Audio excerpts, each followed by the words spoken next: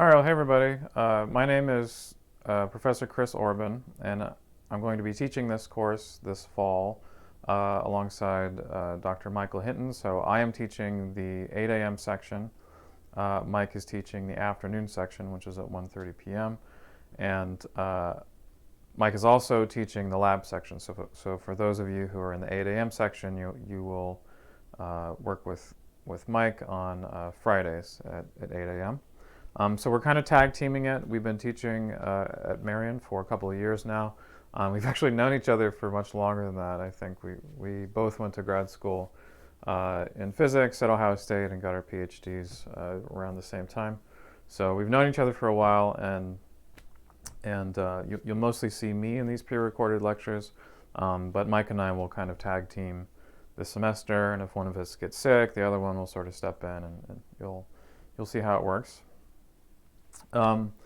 So I think I just said all these things, but this course will be 100% online, except for 2 in-person course meetings. So midterm 1, October 2nd, I believe that's a Friday, and so you'll drive into Marion, and we'll have a nice big lecture hall that people can spread out. Same thing for Friday, November 6th. Again, we'll be in a big lecture hall. The room that we have reserved is the MSE 205, and so that's a big lecture hall on the 2nd floor of the brand new building at on the OSU Marion campus. So normally that would be the building that we would be teaching the physics classes out of, but obviously because of COVID, it's going to be a little bit different.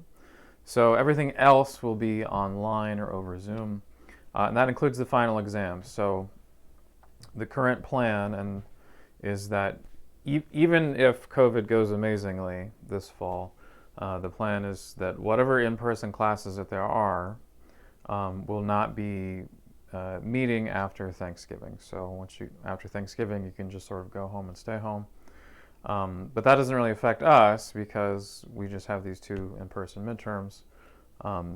But for other classes where maybe you're doing a chemistry lab or a biology lab, something like that, everything after Thanksgiving is just from home, including the final exam. And so we'll have an online final exam, and maybe I'll talk about that a little bit later. What about labs? So gosh, what are we going to do? Online stuff? How do you do labs over Zoom? I'm going to get to that. We have a very good answer for that. And I'll get to that in just a minute. So Monday, Wednesday, Friday, if you're in the 8 a.m. section, you'll be doing a Zoom meeting with me on Mondays and Wednesdays, and a Zoom meeting with Mike at 8 a.m. on Fridays. If you're in the 1:30 p.m. section, and we're going to try to make sure that these sections are as similar to each other as they can. So for example, the Canvas page, the Carmen page for the course is the same. So if you're in the afternoon section, then you'll meet with Mike Hinton on Monday, Wednesday, and Friday at 1:30 p.m. over Zoom. The idea is that you should watch, this pre-recorded lecture before coming to the Zoom meeting. You can be forgiven for not watching this one before the Zoom meeting. That's fine. But that's the basic idea, and so that way we can use more of this time to do worksheets and to sort of work on more project stuff, instead of sort of subjecting you to a 45-minute Zoom lecture. Another advantage of sort of watching it pre-recorded is that you can increase the speed. So there's usually an option to go 25% faster, 50% faster. I'd encourage you not to go faster than 50% faster because it's hard to concentrate on that. Studies show that you tend not to absorb as much as you actually think is happening there. By the way, this is I have a green screen in my house, so this is where I'm recording from. So my dog is here, and my other dog's in the hallway, and my cats and stuff. So I have a nice green screen behind me that I set up in March when things shifted to online instruction. So in general, you should watch the pre-recorded lecture before coming to the Zoom meeting each day, as I said. Now, if you're looking at your schedule and you're saying, all right, well, physics 1250 is, there's a 2-hour block on Monday, a 2-hour block on Wednesday, a 2-hour block on Friday. How is this all going to work? Am I literally going to be sitting into Zoom sitting in Zoom meetings for 6 hours a week just for this course? Well, I have a bit of a complicated answer for that. So, these Zoom meetings typically are going to be something like 1 hour of, hey, let's work on this together. Let's split into groups. So we're going to use the Zoom breakout feature, split into groups, and 1 hour of working on a worksheet or some other project like that. And then the second hour, I'm not going to say it's optional. Don't tell anyone I said it was optional, because it's not optional. But the second hour is really for helping with homework, helping with project stuff, helping with there's programming labs I'm going to talk about. The second hour is I'm characterizing that as continued group work. So for example, one of the things that your groups will be doing will be making your own questions to prepare for the exam, and we might share those questions between groups to help people prepare for the exam. It might take you a little extra time to do that. Or the programming labs, there might be something that's extra tricky with that. So the second hour, again, it's not optional, but it's not as crucial as sort of the first hour. So what I would say is, please don't schedule anything during the 6 contact hours that we have with you per week. So don't tell your work, they're like, oh, I don't have to go to the second hour, So don't schedule anything during that extra hour number 2. By the way, if you're in the 8 a.m. section, you don't need to go to the 1:30 p.m. Zoom meetings with Dr. Hinton, and vice versa. If you're in the 1:30 p.m. section, you don't need to go to the 8 a.m. section Zoom meetings. It's one or the other. If for some reason you really needed to talk to me and you needed to hop in, that's fine. But don't feel like you need to go to both of these things. You're enrolled in either one or the other there. Okay? How do I access the Zoom meetings? That's a good question. So the first thing you need to do is download the Zoom app. And so you can go to zoom.us and download it. It's a free download on an iPad. So probably a lot of you have iPads. You go to the Apple App Store and you can download Zoom for free there if you haven't already.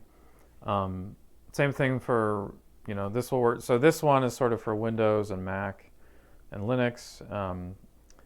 iPad is the Apple App Store. If you're on a Chromebook, you can't really download programs on a Chromebook. So what you do in that case is use Zoom through the browser. So there's an option to use it through the browser, and that should work fine. So feel free to use whatever computer you have. Although in principle you could use Zoom on your smartphone. I'd really appreciate it if you didn't do that, because we really need to be able to share our screens. There's going to be moments where we're going to be sort of, we might use the whiteboard feature, and you might have to write equations on it. It's hard to write equations on a phone, things like that. So try to use some sort of computer or iPad, tablet if you can. Now, once you've downloaded it, there's a very important step, which is that you need to sign in with your OSU credentials. Now, it's very tempting to skip this step because in the past, and depending on how someone sets up the Zoom meeting, you can just log into the Zoom meeting as a guest. So if you have the number and you have the password or whatever, you can just log into the Zoom meeting as a guest. But at Ohio State, they are strongly encouraging us to sort of only allow OSU people with an OSU email address to come into the meetings, which means that you have to log into Zoom first. So let me take a minute to show you how that works. Okay, so if you're going to log into Zoom, and so I have to apologize here because I'm running Linux here, but the way that you log into Zoom is pretty much the same no matter what operating system that you're on. So you want to open up Zoom. So I'm going to open up Zoom like this, like so, and it's going to get to this screen. Now, it's tempting to want to join the meeting right away, but it's very important that you sign in. And so go ahead and click sign in. And you're going to get to this screen, and you might have a Google account, you might have a Facebook account. That's fine. You might even already be paying for the full version of Zoom for some other reason. which is fine, but the option that you want to select is sign in with SSO. SSO stands for single sign-on, and so when you click that, it's going to open up this screen, and maybe you've already done all this already, that's great, but when you come to this screen, and it's going to ask you, something zoom.zoom.us. Well, all you need to do is put OSU here, and then click continue. And when you do that, it's going to ask you to sign in to Ohio State using your OSU credentials. So all you need is your name.number up here. You don't need like at OSU.edu or anything. Make sure it's your correct password there. And then it's going to be different depending on what operating system that you're on, but after you log in, eventually you'll be able to get back to, you can go back to Zoom, and then now I'm logged in, and now I'm ready to go ahead and click on the link for the class to join the Zoom session for the class. So again, it's important not to just sign up as a guest, not to try to access the thing as a guest. It's important to go through this whole thing. All right. Yep, you got to sign in first because we configure the Zoom meetings that has to be osu.edu email addresses. So now that you've logged in, what you need to do is go here to the Carmen page. There's two different ways of going to the Carmen page. One is like this, carmen.osu.edu. Slightly quicker way is to go to osu.instructure.com, and then I can do that. And then you can click on courses, Physics 1250, and you get to something like this page. You want to click Zoom over here, and when you click Zoom, you'll see all these course meetings. Now again, you'll see the course meetings for both the 8 a.m. section and the 1:30 p.m. section. If you're in the 8 a.m., you don't need to worry about the 1:30 p.m. If you're in the 1:30 p.m., you don't need to worry about the 8 a.m. But this, all you need to do is click join here, and if you're already logged into Zoom with your OSU credentials, then that should just allow you to sort of hop onto the meeting. After the meetings, you'll see the cloud recordings are here, and hopefully you'll also be able to see a transcript in case you'd like to see things written out. So they'll automatically figure out what I'm saying and write it down, and that's a useful feature. So again, you only need to do the Zoom meetings for your section, 8 a.m. or 1:30 p.m. Now what we're going to do is we're going to sort of break up the class into Zoom groups. So during the Zoom meetings, we're going to have Zoom breakouts, and so you'll be in along with another 2 or 3 other students. And if you'd like to send us, if there's people that in the class you'd like to be in a group with, you can send an email to me or to Mike, depending on which section that you're in, and we can try to accommodate that.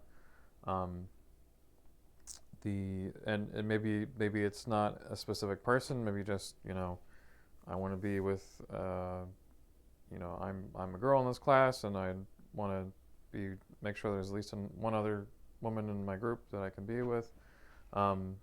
We're happy to accommodate those requests as well. So let us know. And if your group members are falling below your expectations for group members, you can also let us know and be happy to switch. It's going to be harder for us this semester to figure out which groups are not working, and so I want you to know these groups are not set in stone. And as the meeting goes, Mike and I will pop into the groups, depending on who's leading the session. Mike and I can pop into the Zoom breakout rooms and say, hey, how's it going? What are you guys working on?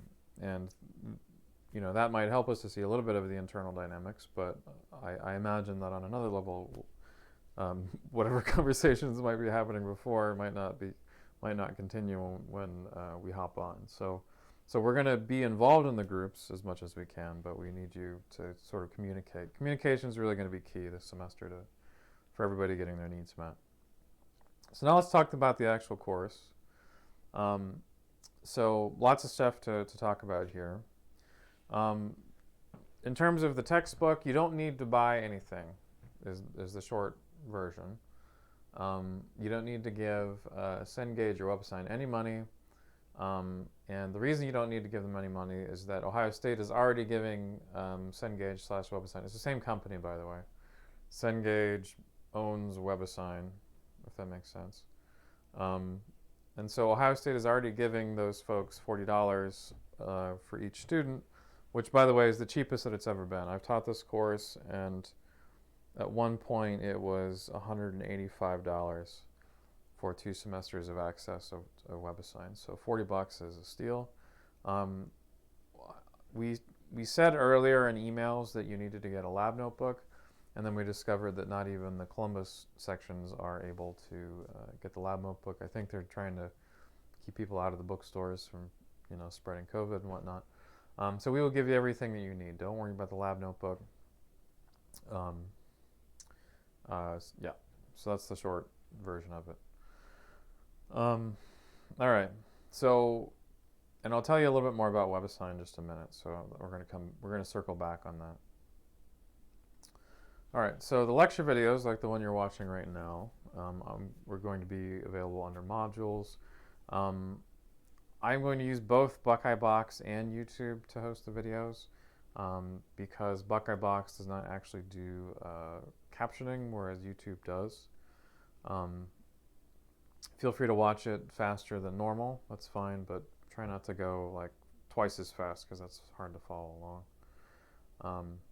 And then we'll also be recording, the first half hour or so of the Zoom meetings, so you can go back and kind of figure out maybe what you missed. You can help us out by telling us to press record, so it's very easy to forget to press record. And part of why we're recording those things is that if you get sick, or if there's some one of your family members suddenly needs more help, and you can't participate in the course like you could normally, let us know. Part of why we're recording all this stuff is so you can keep up, and we're committed to make sure things will work. I remember last spring, COVID happened. People's work schedules just changed all over, and people couldn't necessarily follow along the same way. So let us know what's going on your end. All right. Now the slides. So this is worth saying. So yes, there's PDFs for the slides. There's 2 different PDFs, and the small PDF has all of the same information as the regular PDF. The only thing is that it does not actually include videos, the embedded videos. So the small PDF is just sort of, might see a still frame there. But on most computers, you can actually watch the videos in the embedded PDF. So the reason this PDF is so much larger than this PDF, and I think if you go to modules now, this PDF is like less than a megabyte, this PDF is like 18 megabytes, is because this one doesn't have any embedded videos in it. So the next slide has an example of an embedded video that I can play. Hopefully it's not too loud. Plenty of retailers sell styluses to help you control your... So this is a video about how you can make your own do-it-yourself Apple Pencil thing. So I think I actually have this. So this is not just me coming up with a silly video, but this actually works surprisingly well. Of taking a pen, cover it in an aluminum foil, and then there's a little Q-tip on the end of it, and then if you just make the tip of it a little bit wet, it actually works fantastically as an Apple Pencil, or if you have a touchpad and you want to write equations on your touchpad, this actually works pretty well. So not a requirement, but you might find this easier to write stuff than just like drawing with your finger, which can be annoying. So anyway, you can watch the videos in this recording, right? So I showed you the video in the recording, what to do. Or you can watch it at home. The bad news is that the iPads cannot actually play the videos. So you can play the videos on Windows and Mac, Linux, maybe Chromebook, I'm not sure. But unfortunately it doesn't work on iPads. And so in that case, what you would do is you'd have to click the link on the bottom, right? But that's it. So anyway, I wish there was a way to get it to work embedded in iPad, but I literally have tried every PDF reader that you can download with an iPad, because I have an iPad here that OSU gave me, and it just doesn't work. So so you can feel free to do that. The other reason why we have this small version is because I know that there are some of you out there that have not the fastest internet, or maybe you're trying to follow the course on a cell phone data plan. So the small PDF can help with that. And also on Buckeye Box, typically on Buckeye Box, what I'll do is there'll be sort of like a full HD version, but there's also a very low resolution, very compact, but still watchable version of this that I'll make available on Buckeye Box, and you can use whichever one you want. So last spring that was pretty helpful. So then again, Buckeye Box doesn't do captioning, which is unfortunate, but this is the best I can do for right now. All right. So WebAssign. So the homeworks in this class will be through WebAssign. So this is the link. You can go ahead and click the link if you want to. For me, what I do, I just go to Google and I type in WebAssign OSU, and that brings me to this page. What you don't want to do is you don't want to go to webassign.net and just sort of leave out the rest of this thing. If you go to webassign.net, it gets very confused, and it starts asking you for an access code, and it starts saying, oh, you can buy an access code. You do not need to buy an access code. You just need to go to this site and log in with your OSU name, number, and OSU password. I don't have a screenshot of exactly what you're going to see when you do this, but there might be moments in this where it seems like that it doesn't look like an OSU login, but actually you should use your OSU login. And then there's another screen in there that's a little confusing, but the answer is to create account. So like the first time that you've logged into WebAssign, you have to create the account. Now, all the other sections of Physics 1250 on all the branch campuses and on the Columbus campus are using the same set of homeworks. So I'm still going to try to modify these homeworks, and I might get rid of a few questions, but broadly speaking, this is exactly the same as what you would get on the Columbus campus. There's a homework 0 here, which is not for credit. So like when I take the WebAssign scores and I put them into the Carmen gradebook, I have to do it by hand. And so if you do homework 0, that's great. If you don't do homework 0, that's fine too. I prefer that you do it, but it's not for any kind of points. It's just there as sort of like, here's different ways that we're going to ask you questions in WebAssign.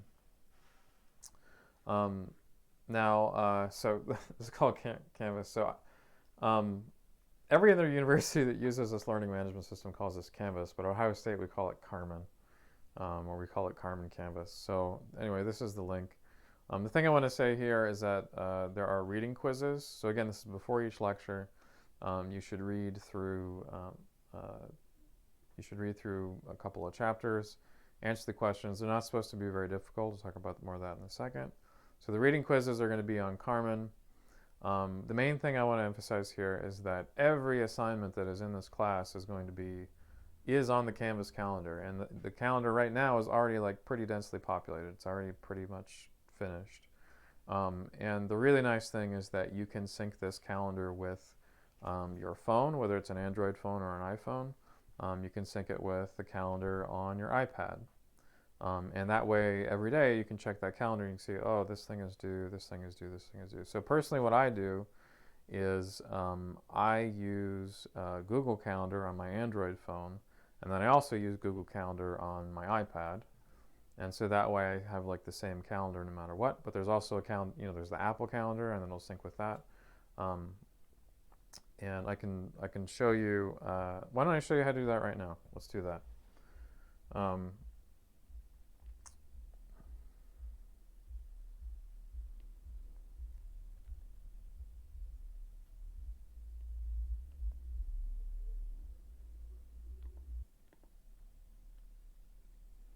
Okay, so I'm going to go to Carmen. So I like doing that. I like doing this shortcut, the osu.instructure.com shortcut.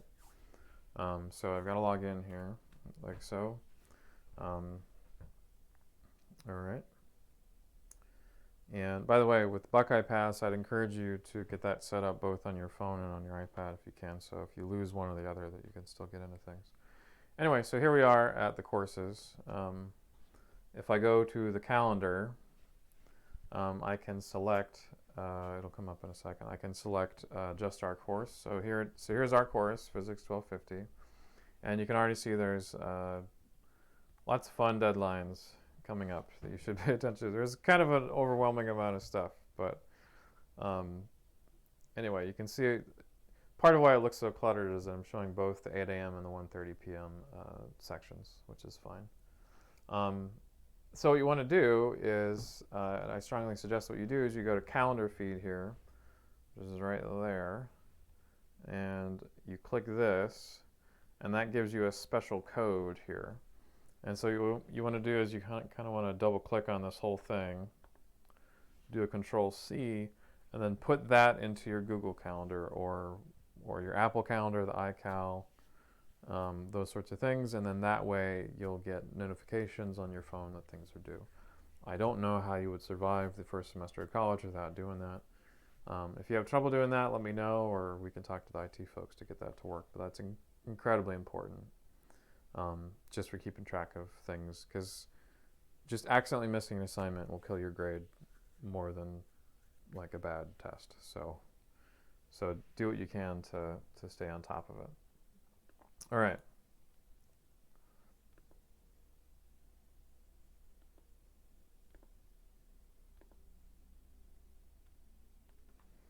Okay, so that's how you can sync up with the Canvas calendar. That's very useful. As I said, the reading quizzes are not supposed to be particularly difficult. And so in a lot of them, they have multiple choice, and there's like, you get 4 tries, things like that. So the main thing is just read the text, see how much you can absorb, and then answer the questions at the end. Try to do that before each Zoom session. For some reason, and this is not an OSU thing, it's sort of wider than that, for some reason the Safari browser on Mac and iPad does not display the figures. I mean, you can still do the multiple choice for questions that don't have figures on them.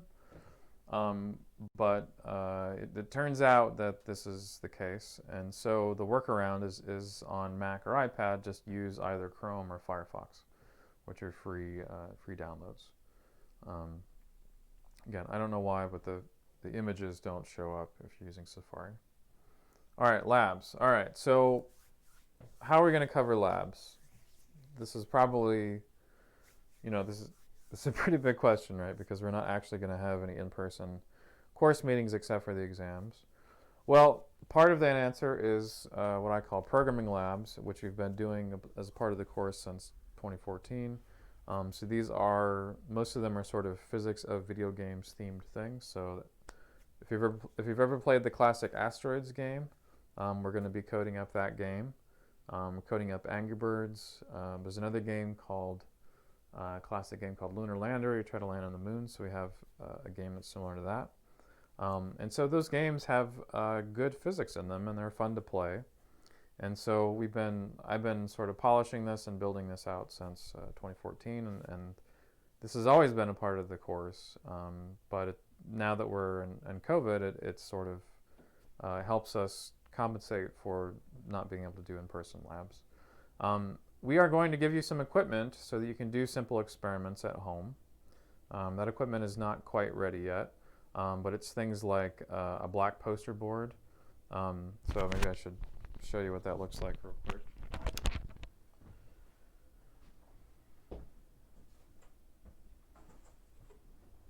Okay, so this is a black poster board, and it's similar to the one that you're going to get. And as I'll explain, we're going to give you things like bouncy balls and ping pong balls, and so you can drop it in front of the poster board. And then there's also things like we'll give you some sort of a meter stick, and then you can use that to sort of calibrate how quickly the objects are moving and how far they actually moved in a certain amount of time. So that's a big part of the answer for what in the world we're going to do without doing in-person labs. And I'm going to talk more about this in the next slide, so this is not the end of that discussion. The other thing we can do is we can show you videos from Columbus that the Columbus Physics Department is putting together to solve the same problem. These videos are not going to be as fun as the fun stuff that we're doing, because it's sort of like videos of like, here's the lab that you would be doing if you were in the lab. Whereas what we're going to try to do is like, let's do something in your house that addresses the same kind of physics concepts that we were otherwise going to address in the laboratory.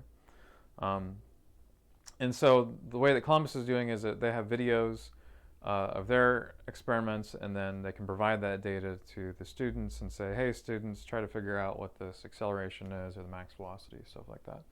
And so we can do that. We may do that for some of the labs. In general, it's going to be a combination of these three things. So for the programming labs, what you want to do is you want to go to this website called stemcoding.osu.edu. So I'm going to pause right here and show you how to do that.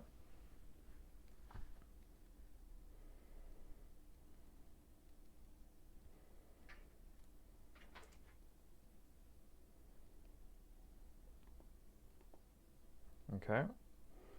So let me show you how to log into stemcoding.osu.edu. So I'm already logged into the page here, but just to bring it up again, osu.edu. So just put that into the address bar, and it will bring you to here. And the first time you do this, you actually want to click sign up. If you try to put your OSU email and your OSU password in here, it's not going to work. So instead, what you want to do is you want to sign up, and you can give it any email that you want. So any email here, any password that you want. This does not have to be your OSU password. Obviously, make sure to use your actual name. I'd appreciate that. Then you sign up, and then you want to go ahead and log in. So I'm going to go ahead and log in. This is my student account, so I know what it's going to look like as a student. And I'm going to go ahead and log in after I sign up. You can always change your password later. There's like a lost password option. So when I log in, I log into this. Here it's showing me I'm already signed up for a course. When you log in, it's not going to say that. The key thing to notice is this thing, join a course. So you want to click that button, which brings you to this thing, enter your course's join key. Well, so for that, the course join key for this course is Marion 1250 Fall 2020. Okay, so Marion 1250 Fall 2020. All right, and so you're going to do that. Make sure that it's all lowercase, right? Because it's very tempting to capitalize. It's very tempting to capitalize the M or capitalize the fall. If you do that, it's not going to work. So just put it all in lowercase. And when you do that, it will say, oh, congrats, you've enrolled in Physics 1250 at OSU Marion. And then this thing at the top here will be the actual course. And so you click there, you get to see all the assignments. They're not due right away. And by the way, these Hello World and troubleshooting, you don't have to do, but it's there as a helpful introduction. The thing that you have to do are these things. And just to give you an idea of sort of what you can look forward to, is things like this. So this is from one of the later activities called Planetoids with Torque. And eventually you have the ship that can kind of fly around and spin around and all that stuff. And so this helps to explain the concept of torque and angular acceleration. So it's going to be fun. It's not going to be pulling teeth. So I think you'll enjoy it. All right, with the home experiments, I think I already said a lot of these things. But the idea of it is that you're going to use some sort of recording device to record these things. So maybe it's your iPhone, maybe it's an Android phone, maybe it's a tablet, maybe it's a webcam, maybe it's an iPad, but something to record these things. We'd like you to try that. Now remember, you'll be working in groups, and so if your equipment is not as working as well as other students, you could potentially rely on other students to try to make these videos. But in any case, it's important to try. And if you want to use these black poster boards, like in the Zoom meetings, just say, hey, I don't want you to see the rest of my room. That's fine. You can also use that. But the black poster board is important for a reason I'll get into in just a minute.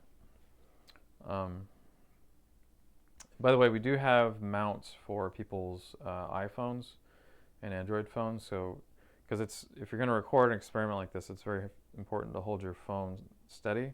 It's very hard to do that because they're all like, it's hard to balance a phone on a flat surface, and so we actually have some mounts that you can borrow for the semester for that purpose if you need it. You don't need an iPad to record experiments at home, so I don't want people to think that is absolutely necessary. I mean, again, you're going to be in groups of 4, so if your phone is just not going to cut it, you can rely on your other group members to try to provide the videos, and maybe you can spend a little bit more time analyzing the videos instead of trying to record them. And I hope that you get the feeling that this kind of collaborative kind of work is very similar to what folks heading towards an engineering context are going to end up doing in the actual workforce. So if you're on an iPhone or an iPad, it's very important for you to know that when you're recording these videos, there's a setting that you need to change in order for all this to work. By default, iPhones and iPads use Apple's .mov format, which I think is a QuickTime format. But MOVs only work on Apple devices and Apple ecosystems, so it really needs to be in .mp4 format. And thankfully, there's a simple way to fix that, which is you go to Settings on either the phone or the iPad, goes to the Photos app, and then you want to select Compatibility mode as your mode of video recording. I think I can't remember the name of the other mode, but the other mode is sort of like high performance mode or something like that. But really you need compatibility here more than you do speed. And also, it's tempting to want to record these things at like the highest resolution, 4K, stuff like that. We really don't need resolution that much. Resolution does not matter for us nearly as much as the frames per second. So if you can do a low res 60 frames per second or low res 240 frames per second, that's always going to be much better than 4K. And in fact, we will often take these videos and use a web page to actually lower the resolution of these videos for the sake of analyzing them. Because if there's too many pixels, we can't analyze them as quickly. Now, there's 3 different options for analyzing the videos, and I hope that your groups will often use 2 of these 3 options, and whichever one is your favorite is fine with me. One option is the video physics app from Vernier. And it works only on iOS devices, so iPhone and iPad. If you go to the Apple App Store, you'll find that it costs $5. You don't need to buy it because we already did buy it for you. So we're going to do a group purchase using your lab funds because you paid a lab fee to be in this course. And so we're going to use some of those funds to make sure everybody has this app. Again, you don't have to use it. There's 3 different options. I hope that you choose 2 different options, but it's a pretty nice app. And part of why we're providing this is that if you only have an iPad, for example, or if you only have an iPhone, then this actually works pretty well and works well with the touch interfaces. These other 2 options I don't think work quite as well on a touch-only device. Anyway, JavaScript Tracker. This is a website I'll tell you about in a minute. And then there's this thing. So somebody else made this and it's excellent. A company made this and it's excellent. I made this and I think it's pretty good. And this will, the next slide talks more about sort of what are the advantages and disadvantages of each one. The reason I like the video physics app from Vernier is that it can do object tracking. And so one way of analyzing these videos is going frame by frame and saying, all right, the object move here, click, next frame, click, next frame, click, next frame, click, and then getting positions with time, and then you get the positions with time, then you can infer the velocities as a function of time.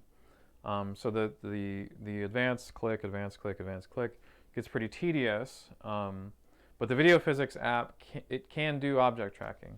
It can sort of latch on to an object and follow it as it moves, which saves you a lot of time. Now the JavaScript tracker, which is what the JST stands for, this can only do the advancing the frame and click. And honestly, I think that's an important exercise to do, to say, just so you have an understanding of like, all right, this thing is moving, and I can kind of see how it's getting faster in this direction, but not so much that direction.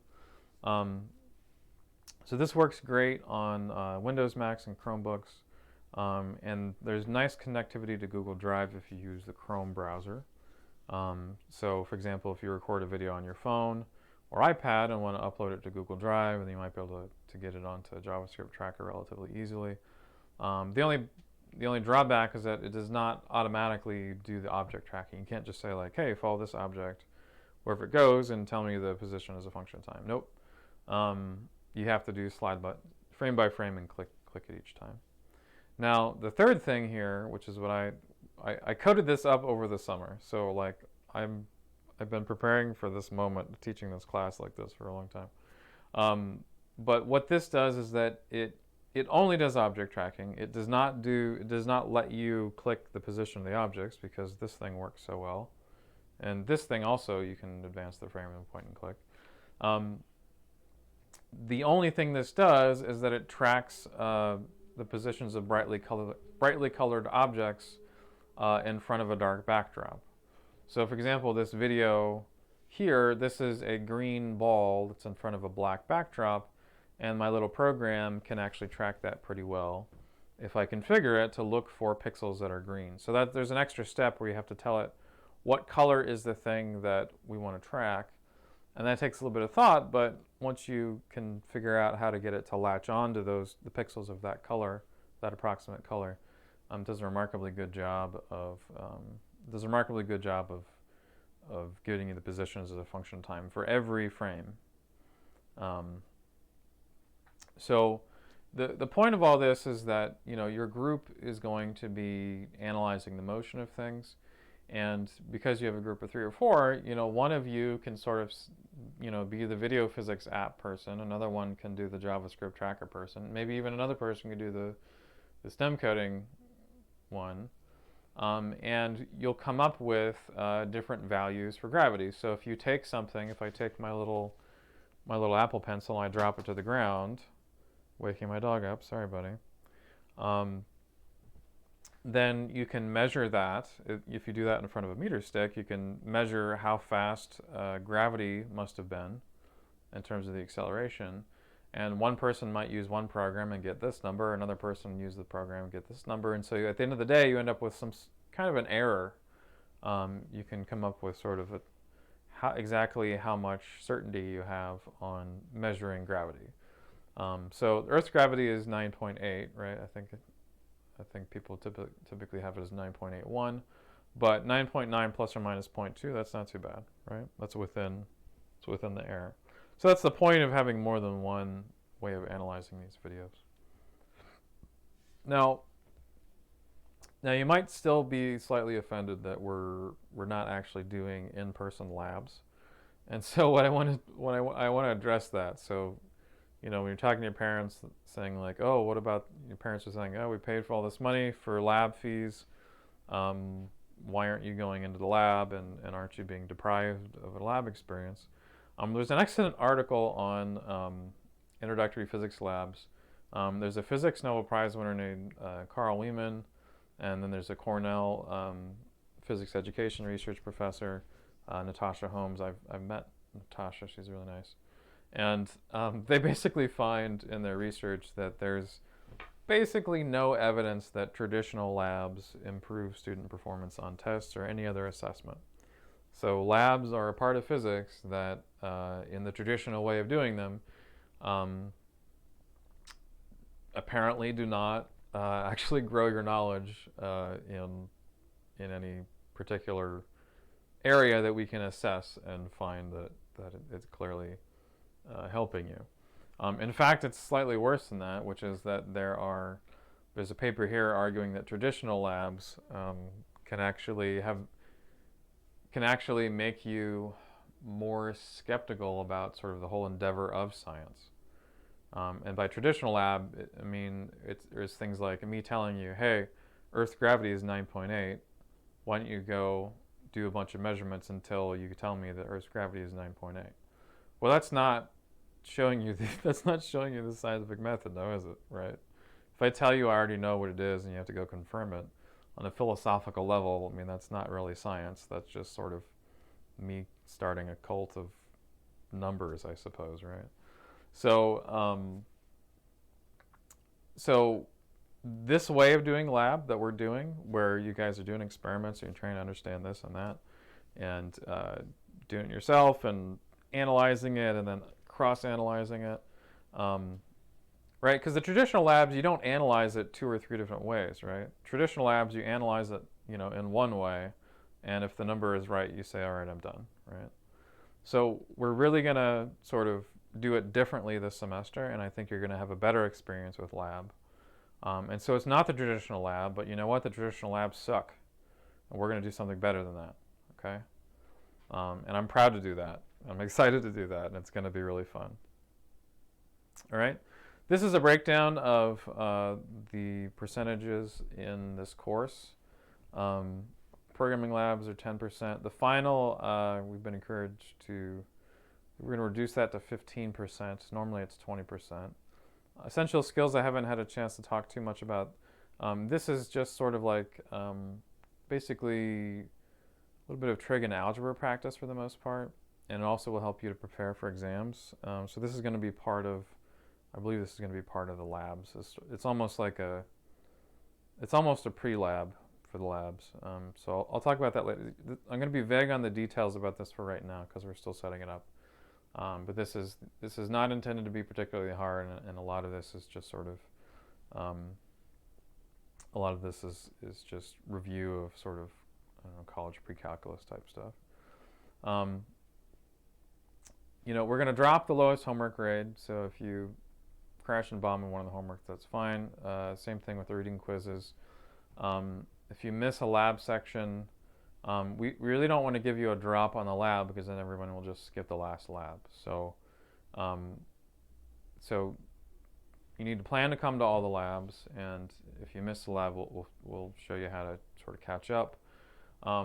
If you get sick and you go to the doctor and you have if you get sick and you go to the doctor, please go ahead and ask them to give us an excused absence little slip. Don't send us any medical forms. I don't need to know what medication you're on, things like that. But if you do go to the doctor, let us know. But we don't need to have 10 levels of verification to just confirm that you actually were sick or that there's some extenuating circumstance. Again, this is a very unusual semester. People's lives are sort of upended, and if a family member gets sick and all of a sudden your schedule changes, we can work around that too. Just let us know what's going on to the extent that it's appropriate to tell us what's going on. All right, programming labs. These are the programming labs here. So there's actually 7 of them, and I'm continuing. I'm referring to these as 4A and 4B. I think this one is actually labeled a little differently in the system, but anyway, both of these are on collisions. So these are the programming labs you'll be doing, and if I wasn't clear about that before. All right. What kind of professor would I be if I didn't give you unsolicited advice? Well, typically we're going to have the homeworks to do at 6 p.m., typically on Wednesdays, but not always. We chose that time because we really want you to reach out to Mike and I during daylight hours to get help on the homeworks. That's part of our job, is to help you with the homeworks. If you'd like more tutoring than that and more availability than that, you can talk to Dr. Tiff, and you can send an email here. They do have tutors at OSU Marion that will meet with you over Zoom one-on-one and help you with things like homework or prepare for the tests. But you should start the homework days beforehand. This is not the kind of homework that you just want to pick up, 2 hours before it's due and do it like that. 2 midterm exams in the course. They are difficult, but it's not like organic chemistry levels of difficult. I don't often curve these exams. And often you can compensate for a bad grade on the midterm by doing well on other things. I do want to give you a heads up that my exams are a little long, and they'll be the same exams in the morning section as in the afternoon section, right? Because that's the only fair thing to do. And my exams do tend to be little bit long, and so if you have some sort of learning disability and you need extra time, the Student Disabilities Office is here to help and to get you more time on those exams if you need it, or whatever else, whatever accommodation that you would need. Typically it's more time, but there's various other things as well they can do. All right, homework is 20% of your grade. It's very important. So please take that seriously. One of my classes, I went and analyzed their grades, and I found that one of the things WebAssign can do is that it's not spying on you, but it can tell how long you are logged into their system. And so it'll tell me exactly how many hours total that you've spent in WebAssign. And so one finds that if you spend on average 3 hours or more per assignment, then you tend to get above a 70 or 75 for homework score. But if you spend less than 3 hours on the assignment, then you might have 60% or less. And so try to carve out 3 hours a week to work on the homework.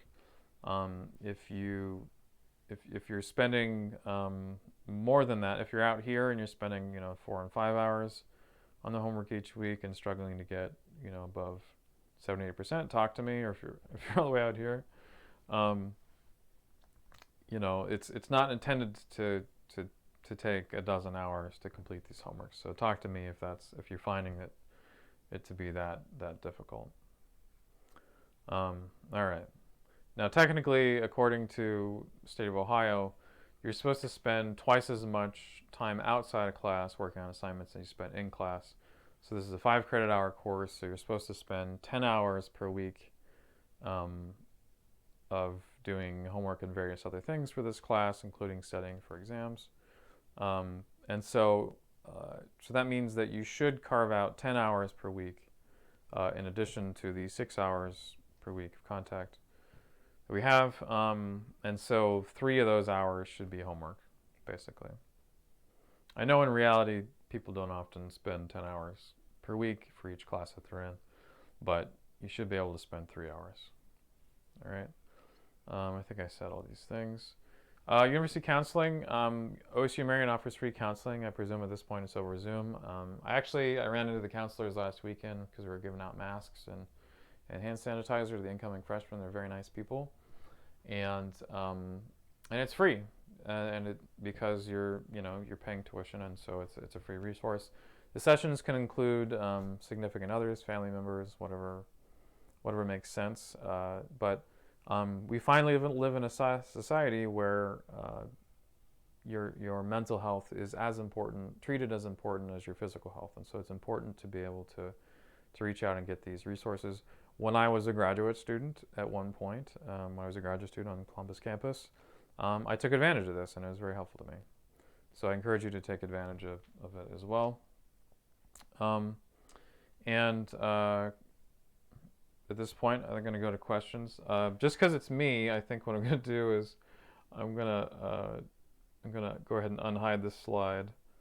I didn't want to show this on the PDFs because I know that Mike's section is there too. But I got my PhD from the Columbus campus doing astrophysics. These days, I also do research on ultra-intense laser stuff at Wright-Patterson Air Force Base. My dad went to Ohio State, and he played tuba, and so he dotted the I, and I think it was probably 1977. So my dad is a big Buckeye fan, and very glad that I'm teaching here. So anyway, that's a little bit about me. But I'm excited about this semester, and please reach out to Mike and I if you have any questions about how this is going to go. So thanks.